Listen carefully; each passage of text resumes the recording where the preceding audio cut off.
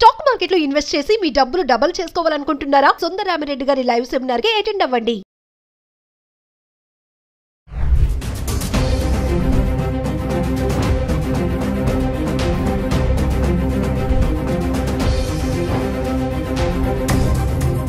Hello viewers, welcome back to our channel. ప్రస్తుతం మనతో పాటు ఉన్నారు ఎంఎన్సీ ఎగ్జిక్యూటివ్ 25 ఇయర్స్ నుంచి అమెరికాలో ఉంటున్నటువంటి వీరభద్ర సార్ గారు. సార్తో మాట్లాడదాం. ప్రెసెంట్ అమెరికాలో సిచ్యువేషన్ ఎలా ఉంది అనేది. ఈరోజు చూసుకుంటే మరి 8 లక్షల మందిని ట్రంప్ గెట్అవుట్ అంటున్నాడు. చాలా మందిని రిటర్న్ పంపించేస్తున్నారు, మిలిటరీ ఎయిర్ క్రాఫ్ట్ బుక్ చేసి కూడా. మరి ఒక్కసారి సార్తో మాట్లాడదాం. మరి అక్కడ ఉన్నారు కాబట్టి అక్కడ ప్రెసెంట్ సిచ్యువేషన్ ఏంటి, మన వాళ్ళు ఎలాంటి ఇబ్బందులు పడుతున్నారు అనే దానిపైన. నమస్తే సార్. నమస్తే అమ్మా. సార్, అమెరికాలో H1B వీసాతో సెటిల్ అవ్వాలి అంటే ప్రాసెస్ ఎలా ఉంటుంది? అంటే H1B వీసా ఉంటే సెటిల్ అయిపోవచ్చు అక్కడ అంటే ఏం చెప్తారు సార్? ఇప్పుడు కొన్ని మాటలు మనము చాలా లూజ్గా వాడుతాం అమ్మాయి. ఎవరైనా సరే మీ ఆడియన్స్ చూసేవాళ్ళు, ఫస్ట్ ఆఫ్ ఆల్ సెటిల్ అవడం అంటే ఏంటి? ఫిజికలీ స్టే చేయడమా, ఫినాన్షియలీ ఎస్టాబ్లిష్ అవ్వడమా, లేకపోతే ఒక ఉద్యోగంలో లాంగ్ టైంలో ఎంగేజ్ అవ్వడమా, ఏంటి? సో H1B అన్నది is just your visa status. H1B జనరల్గా for the long maximum period of 6 years ఇస్తారు. మధ్యలో ఒక 3 years తర్వాత రెన్యువల్ చేయాలి. అలానే H1B అనేది ఎంప్లాయర్ స్పాన్సర్డ్ వీసా. ఒక ఎంప్లాయరు నేను నా ప్రయత్నాలు నేను చేసి లోకల్గా ఉద్యోగుల కోసం వెతికితే నాకు కావాల్సిన స్కిల్ అండ్ ఎక్స్పీరియన్స్ ఉన్నవాళ్ళు దొరకలేదు కాబట్టి నేను H1 ఫైల్ చేస్తున్నా అని ఒక అండర్టేకింగ్ ఇచ్చి, ఎఫిడవిట్స్ ఇచ్చి, దానికి తగ్గట్టుగా తను చేసిన ఎఫర్ట్స్ ఏంటి, మినిమం 3 months ఎంతో పబ్లిష్ చేసి, ఎన్ని రెజ్యూమ్స్ వచ్చాయి, ఎంతో ఫిల్టర్ చేసాము, ఇవన్నీ ప్రూవ్ చేయాలి అది ఆ కంపెనీ. అప్పుడు వాళ్ళు ఫైనల్గా H1 ఫైల్ చేస్తారు. ఆ H1లో ఎవరన్నా నాలాంటి వాడు వచ్చాడు అనుకుందాం. వస్తే నేను అక్కడ జాబ్ చేస్తాను. మళ్ళీ అగైన్ లాస్ట్ టైం మీకు చెప్పాను, there is nothing called a job in America. Everything is temporary, everything is project oriented. So మనము ఒక ప్రాజెక్ట్కి వాళ్ళు హైర్ చేసినట్టయితే అది 3 నెలల, 6 నెలల, సంవత్సరమా ఆ ప్రాజెక్ట్లో మనం వర్క్ చేస్తాం. ఒకవేళ లాంగర్ ప్రాజెక్ట్స్ ఉన్నాయి, లాంగ్ టైం నడిచే ఎంగేజ్మెంట్స్ ఉన్నాయి, లేదంటే ఒక ప్రాజెక్ట్ నుంచి ఇంకో ప్రాజెక్ట్కి, ఇంకో ప్రాజెక్ట్ నుంచి ఇంకో ప్రాజెక్ట్కి, అట్లా అదే ఎంప్లాయర్ దగ్గర మీరు 3 ఏళ్ల పాటు కంటిన్యూ అయ్యారనుకుందాం. అప్పుడు 3 ఏళ్ల తర్వాత all you have to do is get your H1 renewed. ఆ రెన్యువల్ మళ్ళీ అప్రూవ్ రాగానే జనరల్గా మన పిల్లలు చేసేది ఏంటంటే ఇండియాకి వచ్చి స్టాంపింగ్ చేయించుకొని మళ్ళీ వెనక్కి వెళ్తారు కదా. అది ఇండియాకే రావక్కర్లా, వేరే వేరే మెథడ్స్ కూడా ఉన్నాయి. అసలు యాక్చువల్గా మీరు స్టాంపింగ్ చేయాల్సిన అవసరం కూడా లేదు మీకు. Stamping is only for the purpose of travel తప్ప మీరు విత్ ఇన్ ద కంట్రీ ఉంటే అదే కాగితం మీద మీరు అన్ని పనులు చేసుకోవచ్చు. కానీ చాలా మటుకు మన వాళ్ళందరూ అనుకునేది ఏంటంటే రెన్యువల్ అయింది కాబట్టి నేను ఇండియాకి వెళ్ళాలి, దీన్ని స్టాంపింగ్ చేయించుకుని రావాలి వస్తారు. ఓకే, వచ్చారు. వచ్చిన తర్వాత మళ్ళీ అనదర్ 3 years కంటిన్యూ అవుతుంది. అలానే ఒకవేళ అదే ఎంప్లాయర్ మీకు మళ్ళీ వేరే ప్రాజెక్ట్లో పెట్టి వేరే ఎంగేజ్మెంట్స్ ఇచ్చి మీకు కంటిన్యూ చేశాడు అనుకోండి, అక్కడే మీరు 6 ఏళ్ల పాటు సెటిల్ అవ్వచ్చు. అది దట్స్ వన్ వే మనం సెటిల్ అంటాం. But it's again temporary for 6 years. ఈ లోపు green card, permanent residency process ఒకవేళ అదే ఎంప్లాయరు ఆయన దయా కరుణం ఉంటే బాగుంటే ఏం చేస్తాడంటే they will initiate green card process. మళ్ళీ అక్కడ లేబర్ సర్టిఫికేషను అన్నీ వాళ్ళు వెళ్తారు. వెళ్ళి గ్రీన్ కార్డ్ కోసం అని చెప్పి again H1 or labour certification, then I-140, then eventually permanent residency or adjustment of status అంటారు దాన్ని, గ్రీన్ కార్డ్. సో అది మళ్ళీ ఒక ప్రాసెస్. అది 6 ఏళ్ళు అయిపోయిన వాడికి ఈ లేబర్ సర్టిఫికేషన్ I-140 కూడా కంప్లీట్ అయి ఉన్నట్టయితే వాళ్ళు ఎవ్రీ 2 years, ఎవ్రీ 1 year మీకు రెన్యూ చేసుకుంటూ ఉండొచ్చు. ఆటోమేటిక్గా అప్రూవ్ కూడా చేస్తారు. అది గ్రీన్ కార్డ్ వచ్చేంత వరకు, అంటే మన టర్న్ వచ్చేంత వరకు ఇది రెన్యూ చేసుకుంటూ అక్కడ ఎక్స్టెండ్ చేసుకుంటూ ఉండొచ్చు. అంటే H1B వీసా ఉన్న వాళ్ళకి గ్రీన్ కార్డ్ ఈజీగా వచ్చేస్తుంది సార్? ఈజీ ఏది లేదు. ఇప్పుడున్న స్టాటిస్టిక్స్ ప్రకారం కొన్ని స్టేటస్లో గ్రీన్ కార్డ్ కావాలంటే మీరు 70 years, 60 years వెయిట్ పీరియడ్ ఉందన్న. అంటే మన లైఫ్ టైంలో అది రాదు. సో అమెరికాకి వెళ్ళి సెటిల్ అంటే ఇదే. సో స్టేటస్లో స్టేటస్ నన్ను ఇక్కడి నుంచి ఉద్యోగం లేకపోయినా బయటికి పంపించరు అనే స్టేటస్కి రావడం అంటే గ్రీన్ కార్డ్ తెచ్చుకోవడం. గ్రీన్ కార్డ్ వస్తే now you are settled physically in America. Physically economically which is job ఏదైనా ఉందా లేదా మీకు. ఆ జాబ్స్ ఇంత ముందు కూడా మీకు చెప్పాను నేను, అన్నీ టెంపరీ ఉంటాయి, కొన్ని మాత్రమే కార్పొరేట్ జాబ్స్ ఉంటాయి. ఇప్పుడు నేను ఒక పెద్ద కంపెనీకి వర్క్ చేస్తున్నా. So there is a sense of security. It's not like వాడు ఏదో ఫైర్ చేయడానికి కాదు.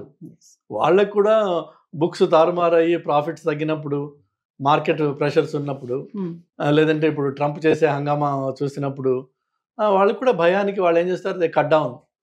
లేకపోతే కంపెనీ డైరెక్షన్ మారుతుంది. రీసెంట్గా గూగుల్ అన్నది all hardware and platform guys will let you go. ఎందుకంటే గూగుల్ వాళ్ళ డైరెక్షన్ మారుస్తున్నారు కాబట్టి. సో అలాంటప్పుడు గూగుల్ అనే పెద్ద కంపెనీలో 1,00,000 మంది ఉన్న కంపెనీలో మీకు ఒక పాకెట్ ఆఫ్ డిపార్ట్మెంట్స్ని ఎలిమినేట్ చేస్తే ఆటోమేటిక్గా జాబ్స్ పోయినాయి. సెటిల్ అన్నది ఏం లేదు అక్కడ. ట్రంప్ ఇప్పుడు అంటున్నాడు కదా సార్, సెటిల్ అవ్వడానికి అమెరికా రాకండి అని అయితే ఒక స్టేట్మెంట్ ఇస్తున్నారు కదా, అది ఎవరికి వర్తిస్తుంది? అదే చెప్తున్నాను నేను. మీరు ట్రంప్ అన్నాడా లేదా వదిలేసేయండి, ఆయన చాలా మాట్లాడాడు. సెటిల్ అవ్వడం అన్నది ఇట్స్ ఎ పాసిబిలిటీ. H1B నుంచి మీరు I-140 తర్వాత ఈవెన్చువలీ గ్రీన్ కార్డ్ వచ్చి అక్కడ మీరు ఉండొచ్చు. అట్ ద సేమ్ టైం ఆ ఉంటున్న టైంలో మీకు ఒకటే ఉద్యోగంతో 20 ఏళ్ళు 10 ఏళ్ళు 25 ఏళ్ళు ఉండే ఛాన్స్ లేదు.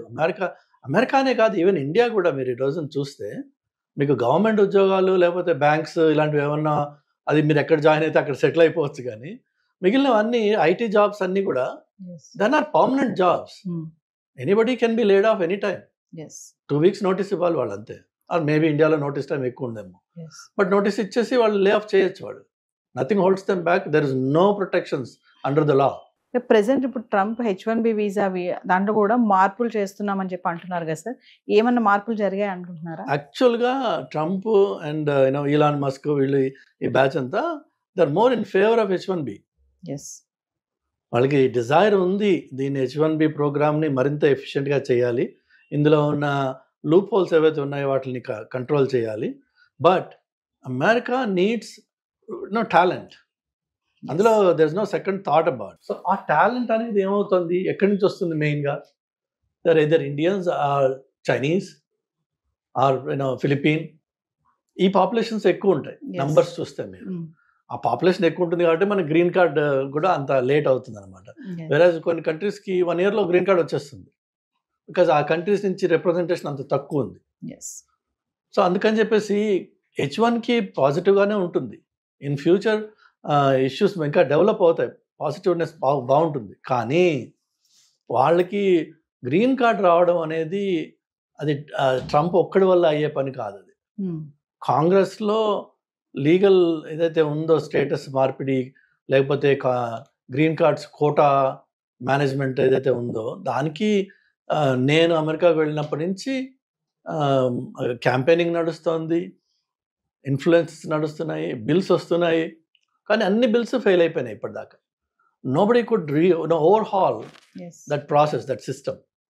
అందులో సిస్టంలో ప్రాబ్లమ్స్ ఉన్నాయని అందరికీ తెలుసు. లీగల్ ఇమిగ్రెంట్స్ కష్టపడుతున్నారన్న విషయం అందరికీ తెలుసు. కానీ దాన్ని ఫిక్స్ చేయడం అన్నది it's a political landmine. Nobody wants to step on that. ఎందుకంటే H1, L1, F1 ఇంకో 1 అది వదిలేసి అందరూ ఇమిగ్రెంట్స్. అండ్ ఇమిగ్రేషన్ అనేది ఒక సెన్సిటివ్ టాపిక్. సో దాంట్లో ఏమాత్రం అటు ఇటు చేసినా ఎవరైతే దాన్ని సెన్సిటివ్గా చేసి భూతంలా తయారు చేసి ఇమిగ్రెంట్స్ వచ్చి మన అమెరికాని మన కల్చర్ని మార్చేస్తున్నారు, ఇవన్నీ ఉన్నాయి కదా గొడవలు. సో వాళ్ళు they take that up as a very serious topic. So పాలిటిక్స్లో ఎవరైతే ఉన్నారో పొలిటీషియన్స్కి వాళ్ళ కెరీర్ ఎండ్ అయిపోయే అవకాశం ఉంది ఆ టాపిక్ని టచ్ చేస్తే. ఒక విషయం చెప్పండి సార్, అంటే ఎలా పడితే అలా అమెరికా వెళ్ళిపోవాలి ఏదోలాగా, అక్కడికి వెళ్ళి పడ్డామా అక్కడ ఉద్యోగం ఏదో చేద్దామా అని కాకుండా ప్రెసెంట్ ఏంటంటే టాలెంట్ స్మార్ట్ పీపుల్ని ఖచ్చితంగా అక్కడ తీసుకోవడం అనేది జరుగుతుంది అంటారు. ఇక్కడి నుంచి వెళ్ళే వాళ్ళు ఖచ్చితంగా ఏదో ఒక టాలెంట్తోనే వెళ్ళాలి. ఏమీ లేకుండా ఏదో అక్కడికి వెళ్ళి పడ్డామా ఏదో చేసుకున్నాం బ్రతుకుదాం అంటే మాత్రం ఇప్పుడు సర్వైవ్ అయ్యే పరిస్థితి ఉందా లేదా అంటే ఏం చెప్తారు సార్? ఇప్పుడు కాదు, అది ఎప్పుడు లేదు ఆ పరిస్థితి. ఎందుకంటే అన్ఫార్చునేట్గా మనము అక్కడ వెళ్ళి ఇండియన్స్ కొంత సిస్టమ్స్ని అక్కడ పొల్యూట్ చేసిన మాట వాస్తవం. నేను రీసెంట్ టైమ్స్లో I have seen notifications for ఇది ఎంప్లాయీస్ కోసం నోటిఫికేషన్స్ పెట్టిన వాళ్ళు క్లియర్గా కింద చెప్తున్నారు, no AP or Telangana graduate. అదే మనం ఎంత నొటోరియస్ అయిపోయామన్న దానికి ఒక ఎగ్జాంపుల్ చెప్తున్నాను. పోనీ ఆ పెట్టినవాడు లోకల్ అమెరికన్ కాదు, వాడు ఇండియనే.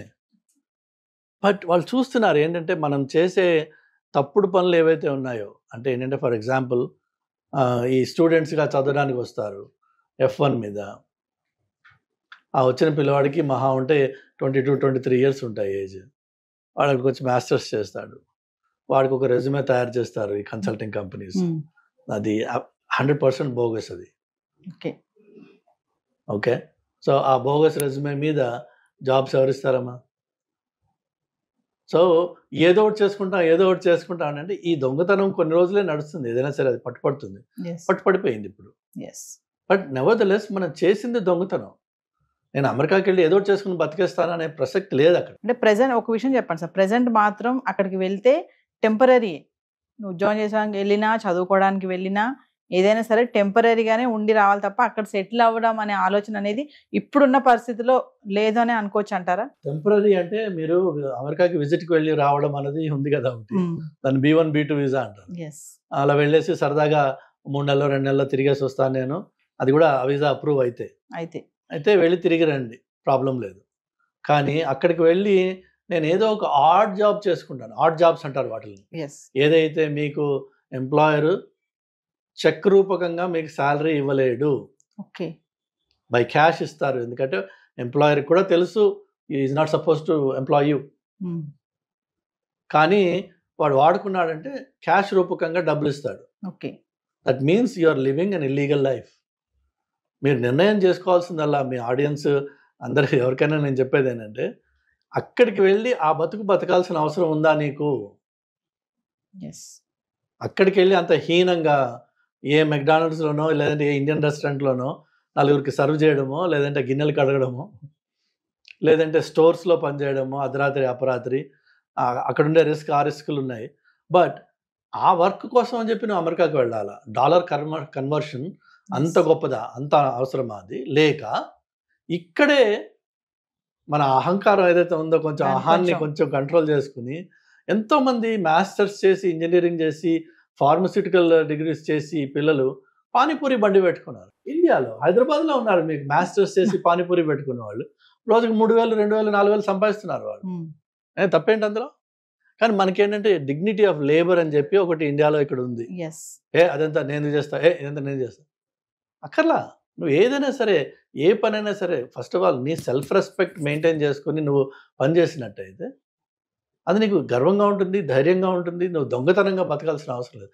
అక్కడ మీకు డ్రైవర్స్ లైసెన్స్ రాదండి మీకు స్టేటస్ లేకపోతే, which means you can never drive. వేరే వాళ్ళ కారులో అయాపా అని అడుకుని తిరగాలి తప్ప యూ కెన్ నెవర్ డ్రైవ్. ధైర్యంగా మీరు ఒక ఫ్లైట్ ఎక్కి వెళ్ళలేరు, ఎక్కడ ఎవడు నేను స్టేటస్ చెక్ చేస్తాడు. అంత దొంగగా ఉండాలి. అంత ఉండాల్సిన అవసరం ఉందా? అన్ఫార్చునేట్ ఏంటంటే నాకంటే ముందు 10 మంది వెళ్ళారు, వాళ్ళందరూ అక్కడ ఉన్నారు, వాళ్ళు సెటిల్ అయిపోయారు, నేను కూడా వెళ్తా అక్కడికి.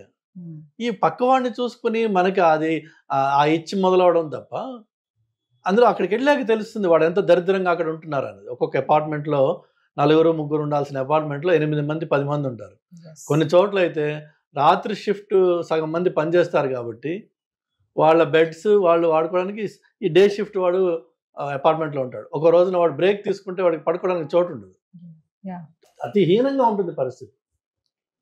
అక్కడికి వెళ్ళి అంత హీనంగా ఉండాల్సిన నీకు కర్మ ఉంది, నాకు వేరే ఏమీ అవకాశాలు లేవు ఇక్కడ అంటే గాడ్ ఈజ్ గ్రేట్.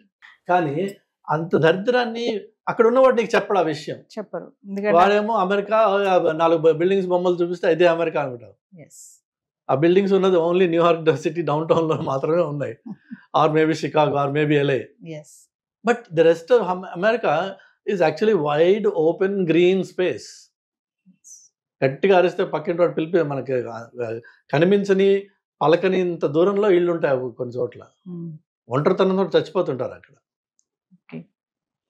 సో అక్కడికి వెళ్ళి నాకు అంటే వేరే వాళ్ళు చెప్పిన వాటి విషయాలు అవి విని మభ్యపడి అక్కడికి వెళ్ళే బదులు ఫ్యాక్ట్ చెక్ చేయండి. What is the reality on the ground. Present sir H1B visa tight అవుతుంది, టైట్ చేస్తున్నాడు ట్రంప్ అంటే ఏం చెప్తారు ఓవరాల్ గా? టైట్ లూజ్ అంటే ఏం లేదండి, మనకి ప్రాపర్ క్వాలిఫికేషన్ ఉంది. నెంబర్ 1 క్వాలిఫికేషన్ ఉంది.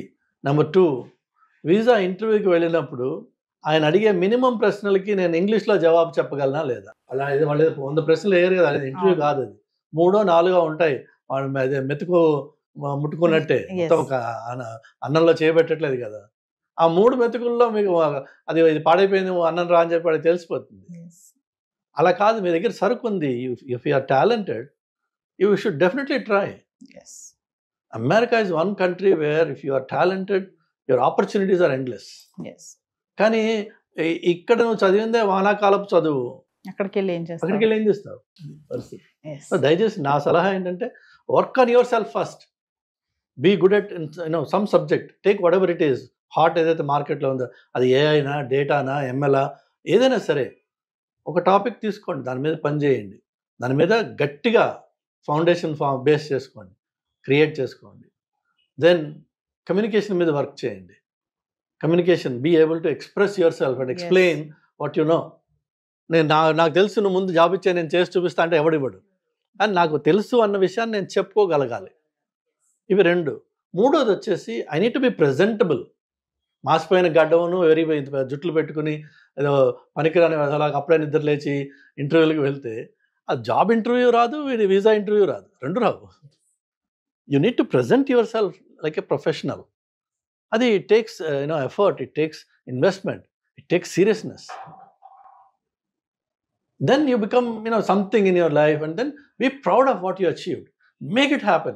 అంతేగాని వాడి కాళ్ళు పట్టుకుని వీడి కాళ్ళు పట్టుకుని అయ్యాపా ఏదో ఒకటి చేసుకుని నేను బతికేస్తా, ఆ ఏదో చేసుకుని అంత దీనస్థితిలో ఉన్నావా నువ్వు? లేవు. మోస్ట్ ఆఫ్ అస్ మనకి పిల్లలు భగవంతుడి దయ వల్ల ఇండియన్ పేరెంట్స్ వాళ్ళ పిల్లలకి తల తాకట్టు పెట్టి డబ్బులు తీసుకొచ్చి ఇస్తున్నారు. ఆ తల తాకట్టు పెట్టి ఇచ్చిన డబ్బులతో ఇక్కడ గర్వంగా ఏదైనా చేయండి. అక్కడికి వచ్చి ఏదో ఒకటి అని కాక్రోచెస్ ఇన్ఫెస్టెడ్ అపార్ట్మెంట్స్లో ఉండి 50 ఏళ్ళు 60 ఏళ్ళ క్రితం కట్టిన ఇళ్ళు, ఇన్సెక్యూర్ ఏరియాస్ ఉంటాయి. చౌకగా దొరకాలి అపార్ట్మెంట్ అంటే మీకు you have to go to areas that are highly insecure. So అక్కడికి వెళ్ళి ఉంటే ఎవడో ఏ రాత్రో ఒకటి కొట్టి మన దగ్గర ఉంది లాక్కుంటాడు. వాడు ఒకటి కొడితే చాలు మనం చచ్చిపోవడానికి, గట్టిగా ఉంటారు వాళ్ళు. లేదు, ఏ షూటింగ్ అవుతుంది, మనం అడ్డంగా పడతాం అందులో. ఈవెన్ దో యూఆర్ ఇన్నోసెంట్, గన్కి తెలియదు, అది బుల్లెట్కి తెలియదు నువ్వు ఇన్నోసెంట్ అన్నది. సెలెక్టివ్గా షూట్ చేయడం పడ్డా అయిపోతుంది మన పని. ఇక్కడ అమ్మా నాన్నలు క్షోభతోటి ఏడవడం ఎందుకు? ఇవన్నీ అవసరమా? Thank you sir.